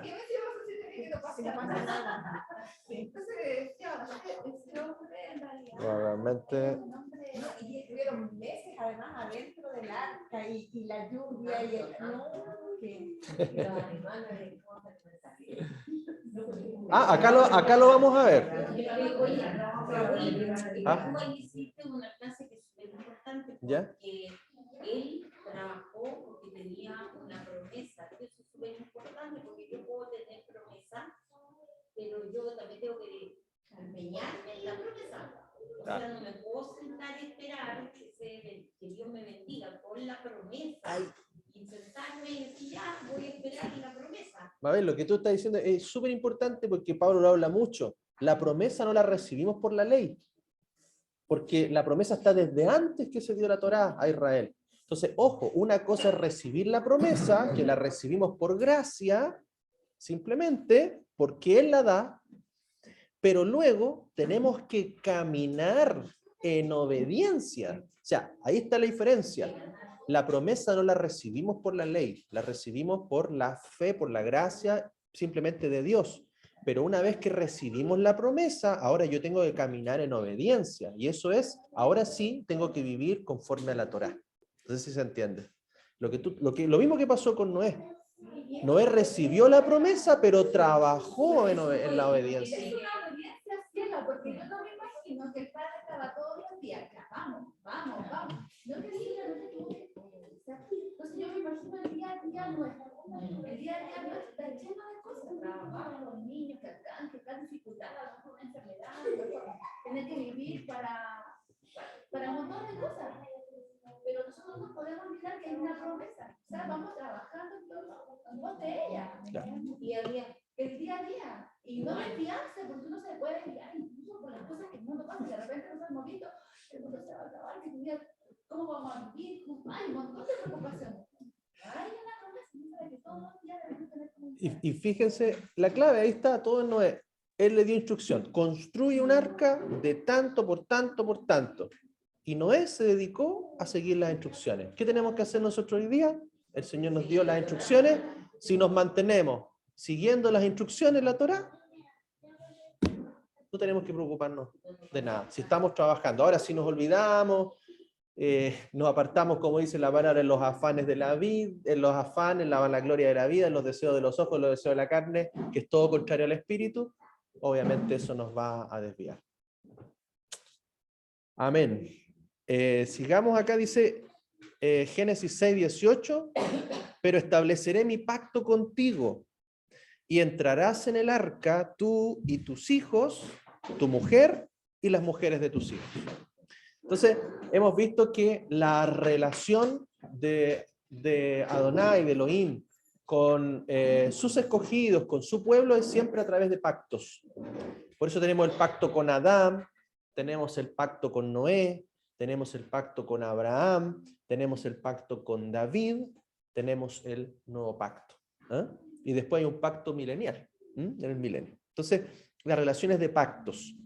La relación entre el Eterno está basada sobre el principio de los pactos. A base de los pactos que Él ha establecido, podemos tener contacto con Él. Fíjense, la relación es a través de pactos. Por eso el nuevo pacto hoy día ¿qué es lo que dice? Nadie va al Padre si no es por mí. ¿Por qué? Porque es una relación de un nuevo pacto. Aquel que no está en pacto, ojo, lo hemos enseñado, no está en relación con Dios.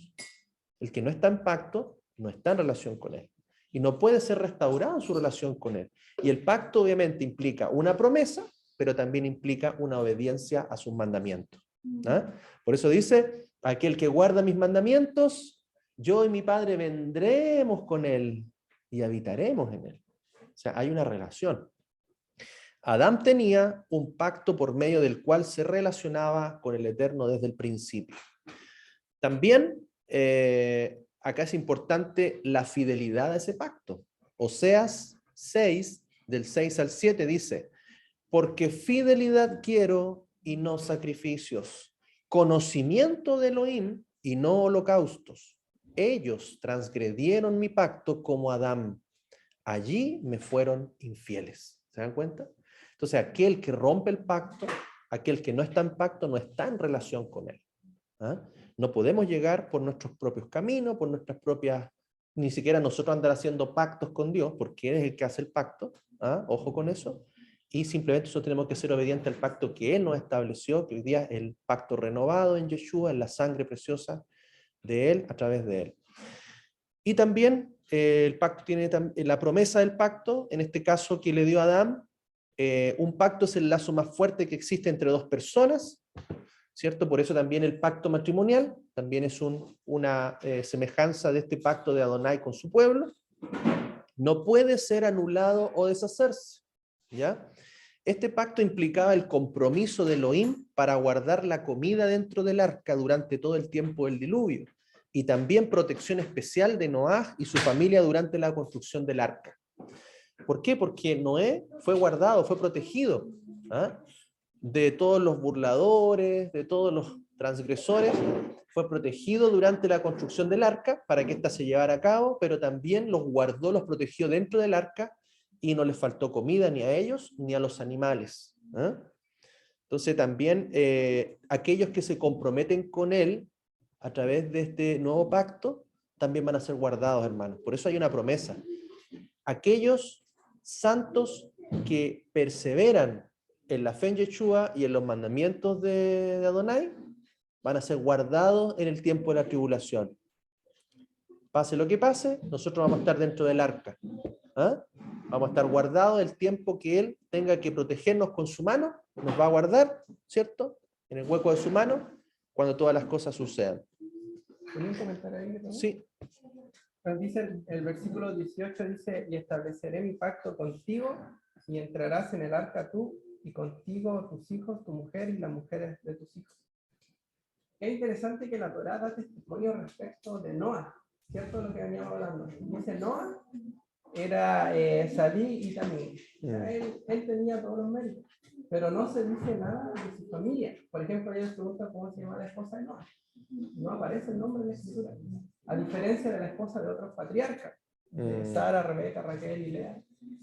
Entonces, hay discusión respecto a eso. ¿Y qué pasa con la esposa de Noah? ¿Por qué la Torá no da el nombre? ¿Será que no era relevante? ¿O qué pasó ahí? Entonces, una enseñanza que podemos sacar nosotros para nuestra vida práctica es que muchas veces nosotros estamos siendo un Noah para nuestra familia. No necesariamente nuestra familia está alineada a esto, pero la Torá dice, ¿sabes qué, Noah? Tú eres acá en esta familia, tú eres el justo y tú eres el Saí, tú eres el familia. Y por ti va a ser salva tu esposa, tus hijos y la esposa de tus hijos. O sea, no da testimonio de ninguno de los demás. O sea, no dice tu esposa es... O una santa, familia justa. No. o tu esposa es santa, o tus hijos también son santos, si no era todo andan impecables. No, o sea, tú eres.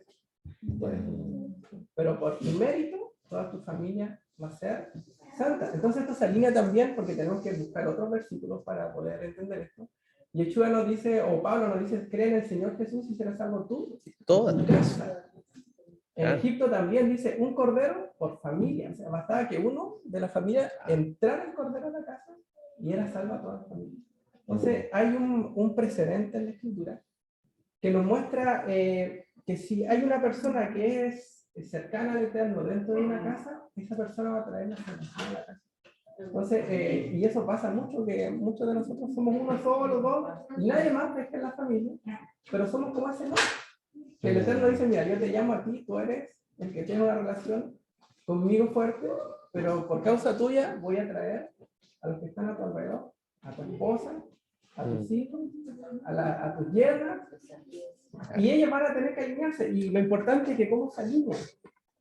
¿Cómo se alinean? Porque, y volvemos al tema que recién estábamos hablando, que fue el tema del testimonio de Noah. Porque si Noah hubiera sido solamente religioso y no hubiera tenido un buen testimonio, los demás ni jodiendo se van con el arca. Entonces, su esposa lo hubiera dicho, yo contigo, hasta aquí no llegamos. ¿Cierto? No, contigo no voy ni a la China, como a veces dice. Y los hijos por su lado, no, sabes que mi papá nos está invitando allá, pero no me pinca mucho, tú lo conocí como él.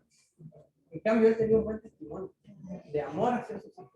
Y ellos lo siguieron por el testimonio. Quizás el Eterno nos dice, oye, soy tus hijos sí, también van por el camino recto, son Salí también. No lo dice. Solamente dice de ti. Entonces, cada uno de nosotros puede ser un Noah en su casa.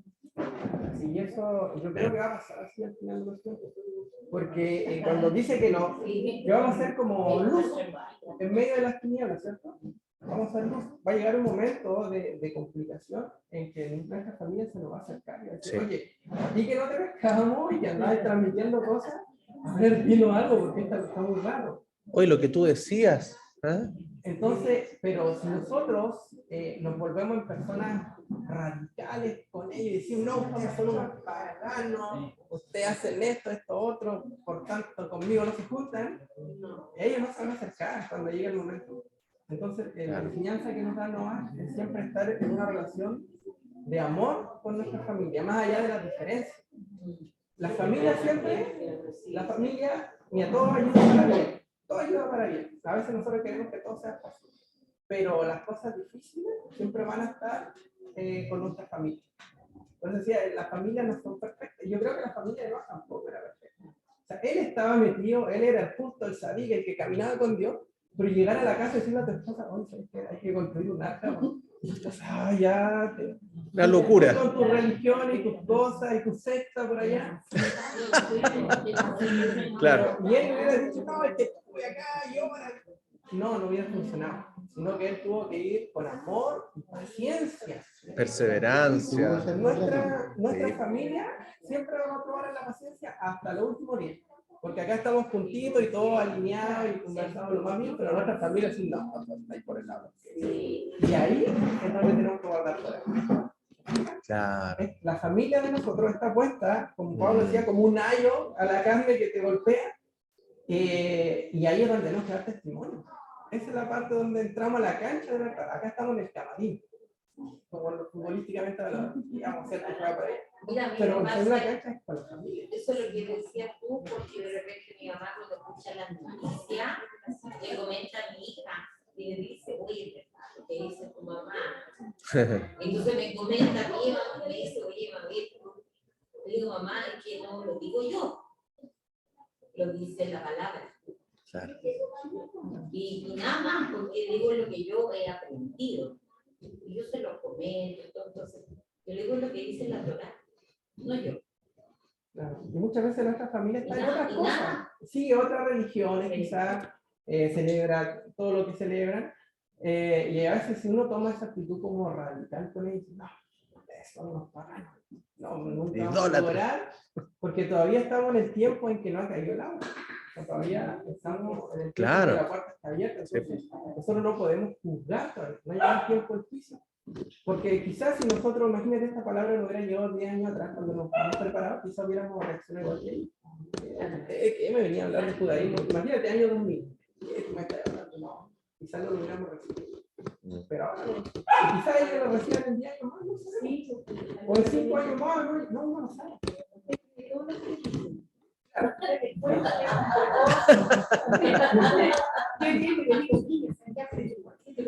Ay, mamá, ¿usted cree todo lo que yo decía? Claro, entonces la familia siempre es más que con palabras. La familia va a ser con testimonio, después decía con saber, Sí. siendo justo, con actos de justicia.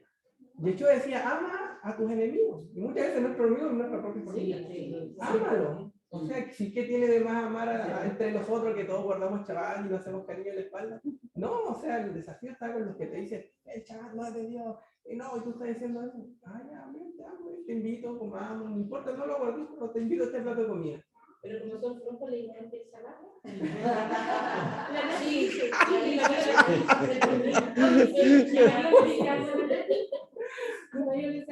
no, porque sábado y viernes se trabaja. Amén, mire. A mí me pasó igual. ¿A quién no le va a gustar el Shabbat?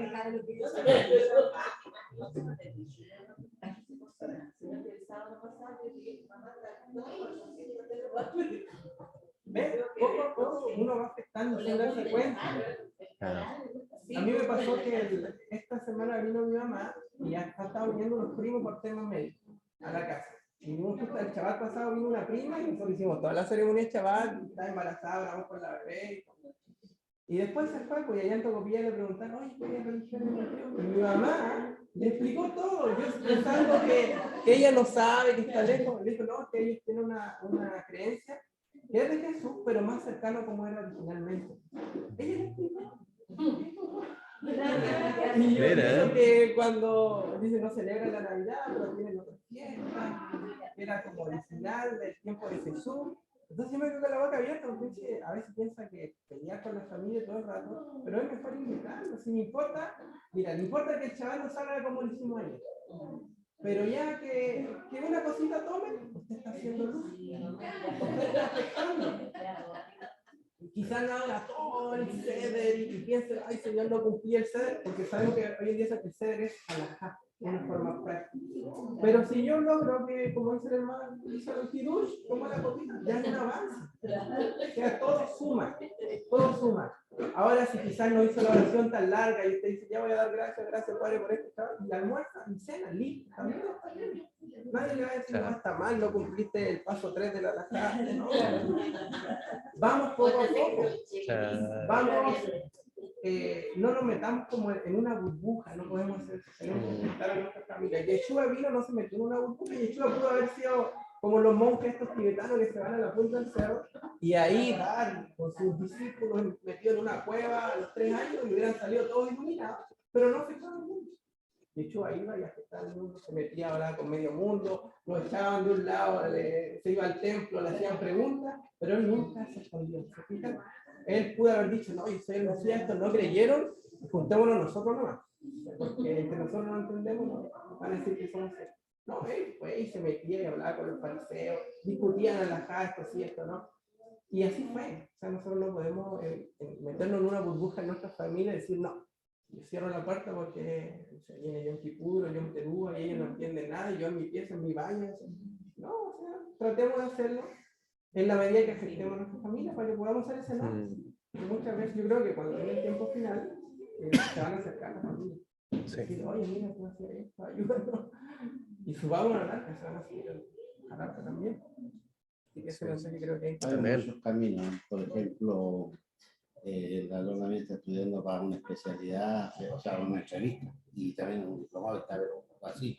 Y le mandé la música de Paul Wilbur, y le encantó para estudiar y todo eso. Y eso es Qué bonito. alabanza. Sí, quería leerle así como para cerrar la idea. ¿Ya? Cerrar la idea, Eclesiastés 7:16 dice algo que lo vamos a tomar con madurez. Dice, Eclesiastés 7:16. hace una reflexión que tiene que ver con el equilibrio. Dice, no seas demasiado justo ni seas sabio en exceso, porque habrás de destruirte. De destruirse. Y uno dice, pero ¿cómo si acaso no tenemos que ser justos, no tenemos que ser sabios? Y Eclesiastés nos dice que no seamos demasiado justos ni demasiado sabios. ¿Qué tiene que ver esto? Porque después el versículo siguiente está en el otro extremo, dice, no hagas mucho mal ni seas insensato porque habrá de morir antes de tiempo. O sea, Eclesiastés nos habla de los dos puntos. El querer ser demasiado pecado por allá y el querer ser demasiado pecado por allá. Él dice, busca un punto medio, porque si yo quiero ser demasiado justo y demasiado torá, voy a dejar a mi familia atrás. Porque, miren, hemos hablado un poco a veces sale por ahí unos chispazos el tema de la cabra. La cabra. El que escribió la cabra se metió en una cueva. Y estuvo años metido ahí. Se escribió todos los tesoros. Pero cuando salió al mundo quedó horrorizado. No, y se volvió a la cueva, porque dice que el mundo era muy pecador para él. Nosotros no podemos tener esa actitud. O sea, de llenarnos de Torah, querer ser demasiado justo en todo, que mi familia sea perfecta, que guarden todo Torah porque me voy a terminar frustrando. Claro. Esto es un proceso donde poco a poco tenemos que ir poniendo en práctica lo que vamos a poder, yendo al camino de los que nos rodean. ¿Te fijas?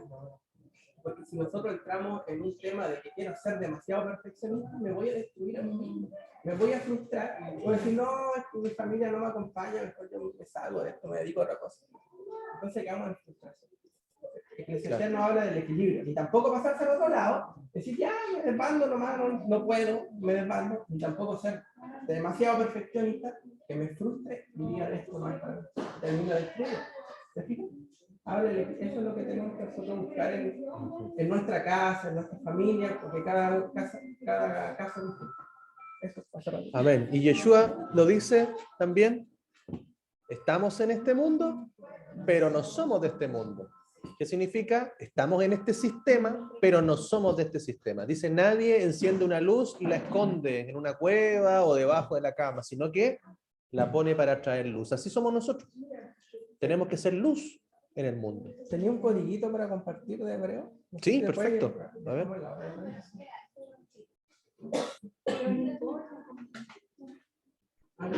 Amén. Los 5 minutos después.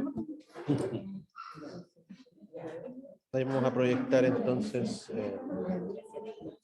Eclesiastés 7, 16, 17. Está el tema del equilibrio que tenemos que tener.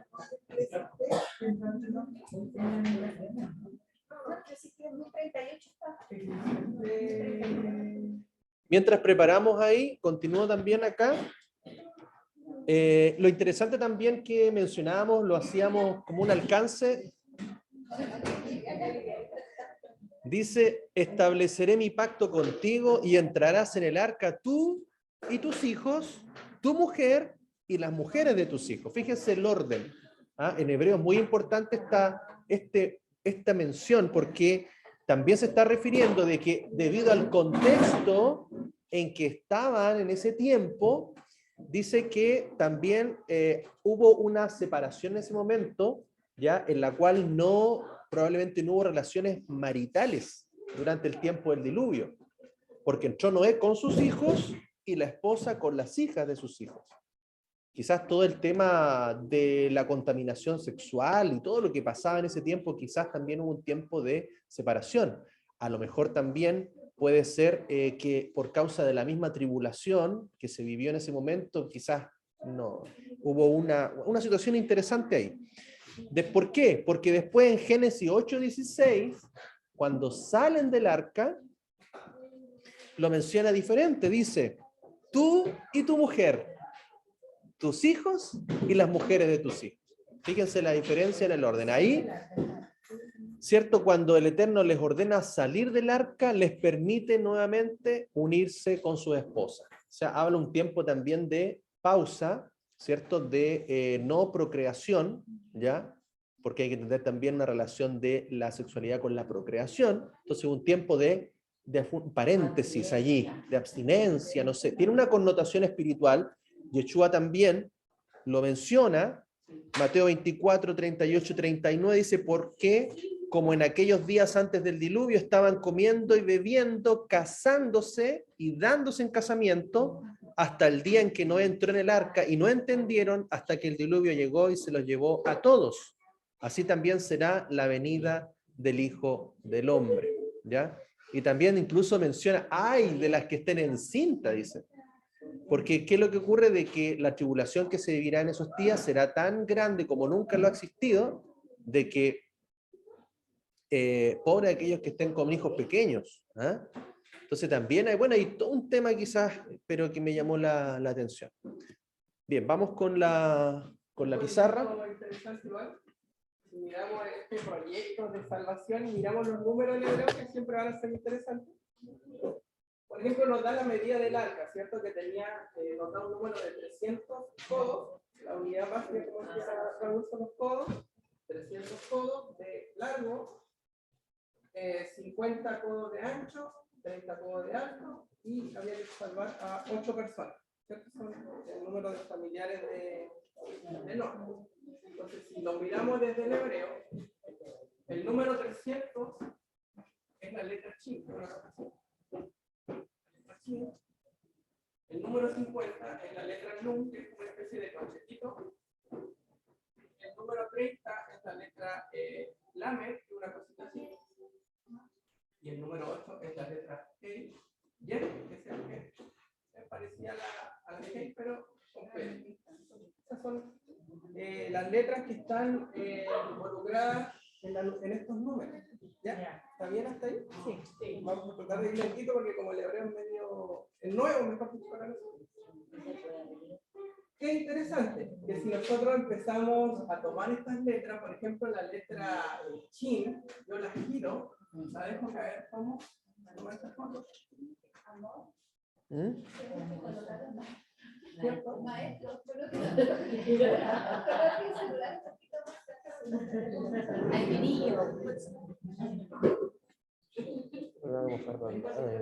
la letra Shin, si yo la tomo y la giro, queda como una E. La otra letra que nos da la altura es la Lamed, tiene una forma así. Entonces, ¿qué podemos hacer ahí? Si unimos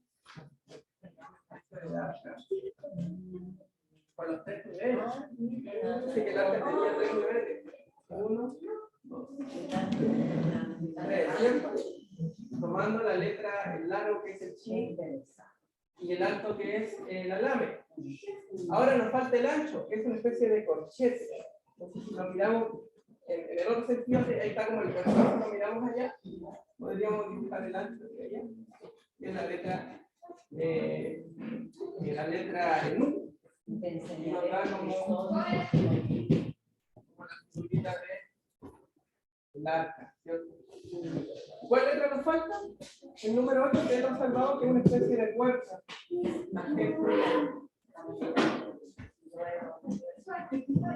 La letra que nos va formando como el puntito del arca.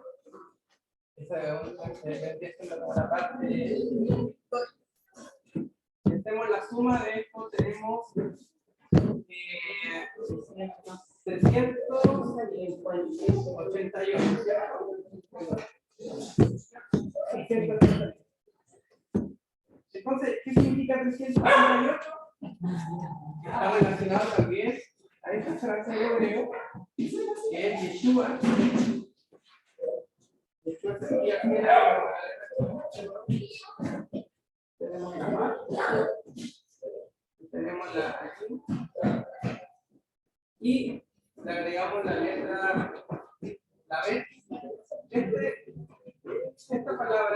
también tiene el mismo número.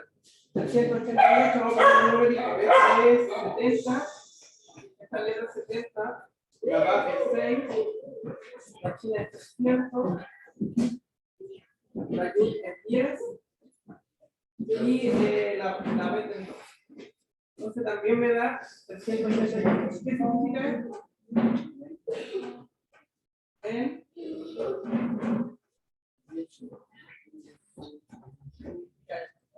O sea, el arca, el plan de salvación del arca, tiene la misma numeración de la clase.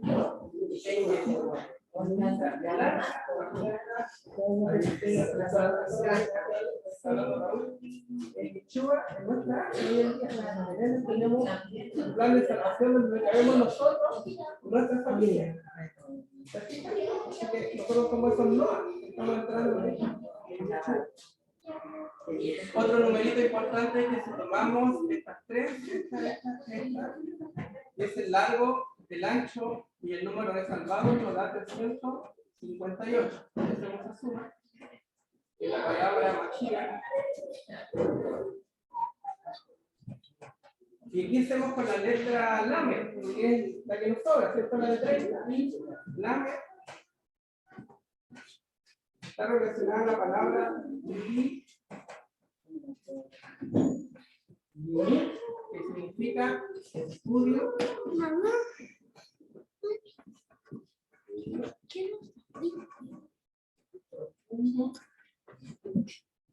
De la. Entonces, y esta era la que nos faltaba, la 30. Descomponemos también este otro jueguito. Vamos a encontrar en la Torá Mashiach si estudiamos en profundidad. Siempre en la Torá nos va a hablar de Mashiach cuando la estudiamos en profundidad. Tenemos estos letritas que también están hablando del plan de salvación que está en Quichua, que la hace Quichua y que la vamos a encontrar estudiando la Torá. Un código interesante y el otro que también sería parte, el nombre de Noah. El nombre de Noah también es la letra Nun, la letra G. Noah, en hebreo, está conectado con la palabra Gen.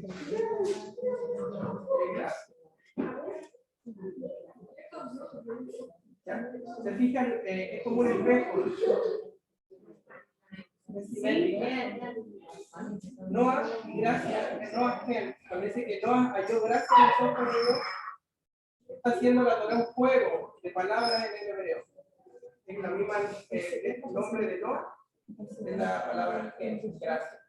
Están relacionadas. Ricardo, pero si tú dices eco, no sería para hablar con Cheche.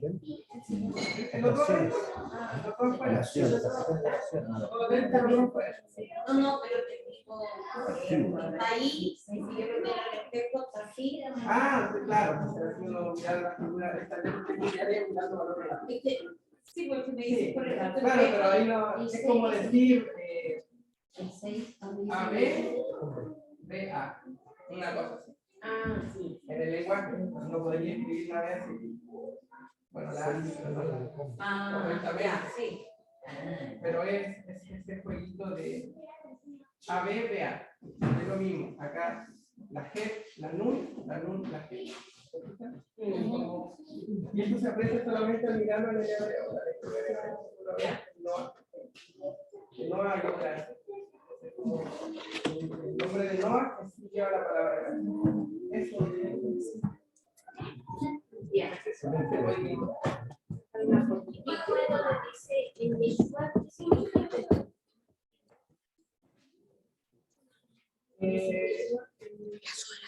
El 300, después viene un 10, y después un 2. ¿Qué significa el 300? El 300 es el número de la letra. Ah, que eso me falta explicar. Todas las letras tienen un número, un valor numérico.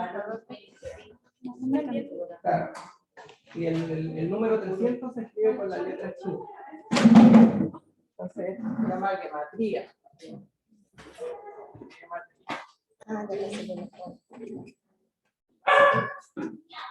Donde todas las letras del alfabeto hebreo van asociadas a un número. El Aleph, la 1, B, 2, y así hacia abajo. Así estudiando, estudiando. Por eso se demoran ya años estudiando una sola paracha. La hoja. Imagínense un solo versículo con el glosa, con todo esto. Esos codiguitos no. Amén. Mesías es la letra 1, es la 1, 2, Claro, en la 358 es la suma, es la suma de. Aparte por desglosar acá Mashiach. el largo, ancho, Claro, sería. Largo, ancho, y el ancho. Podríamos decir como en 2D. ancho y el número En 6. 2D. Y esta le da la altura, la profundidad. Lo haría 3D. Por eso dice que las fiestas son figuras, son sombras proféticas. Los que les gusta el arte, ¿qué le da la profundidad en 3D a un dibujo? Es la sombra. Usted puede dibujar una cara, se va a ver plana, pero cuando empieza a hacerle la sombra en la nariz, parece que la cara tuviera 3 dimensiones. Claro. Entonces, ¿El 300 qué significa? ¿cuál? El 300. El largo. Tiene la letra Shin. ¿Ah? La letra Shin se llama. Sí, ya. ¿Solamente el significado de la letra significa? Claro, el número de la El letra. número de la letra. 300. Entonces acá se le toma esa letra, la giro, va a los 3 niveles del arca. Acá tenemos la letra G. Acá tenemos la lame. Acá tenemos la luz, pero que va a ir un poquito hacia adelante. Acá tenemos la chi.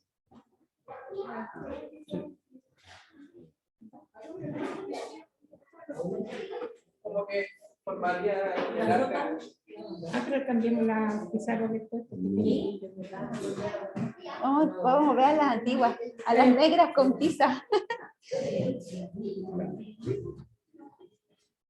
¿Entendió? Sí, buenísimo. ¿Cuál? El 10 dice en Yeshua.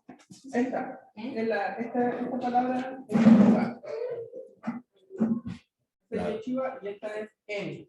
Es como dice, ¿se acuerdan cuando dijimos Berechit? Oye, Se ve por sacarle a la pantalla una foto.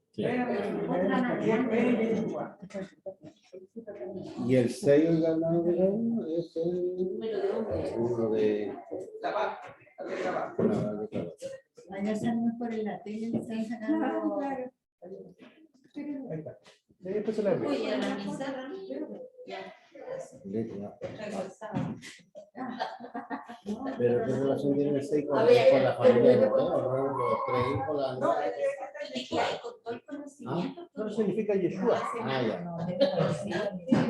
Pero la Baf por sí sola es el número 6 y representa el clavo o estaca. Yeshua en.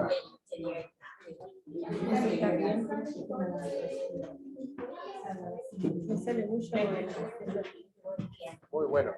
Buenísimo. Espectacular. del hebreo. Tenemos que aprender hebreo, ¿eh? El hebreo revela ahí tantas cosas. Ricardo siempre termina con estas cosas. Porque la semana Y nos deja así como, esperen, voy a copiar. Entonces, Ricardo. yo no hablo con nadie porque no se me olvida.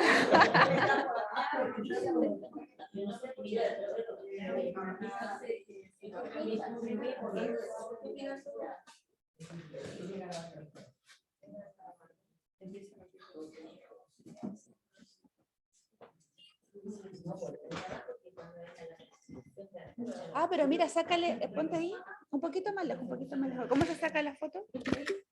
Ahí está. Ah, el perro, súper. Ahorita re buena en el televisor, mira. Ahí la saqué. Ah, pero le va a mandar esto, ¿no? Sí, ahí lo vamos a enviar. Sí, sí, sí. Esa del televisor. Bien, hasta acá llegamos. Vamos a cerrar la conexión. Oremos. Oremos. Eso es. Vamos aquí. Bien. Amén. Andrés. A ver si puedes hacer la oración. Dame un segundito. Ahí sí. A ver si puedes orar para que terminemos. ¿No? Sí. Amén. Gracias por la reunión, tu palabra, para aprender más. Te damos gracias que hemos aprendido más, Padre, tu palabra. En el nombre de Jesús, amén.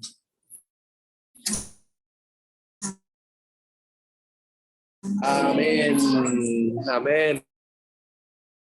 Y también de los hermanos Florentino y Raúl,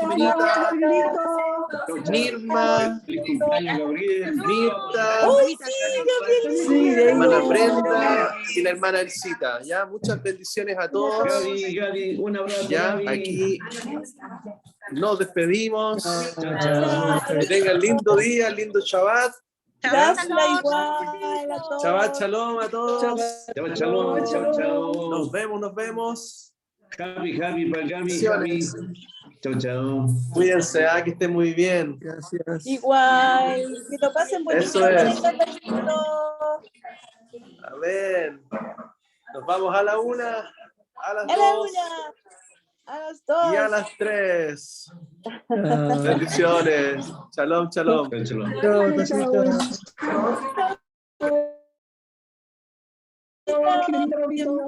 Chao, hijo. Chao, chao. Chao, Raulito. Chao, Miguel. Chao, chao.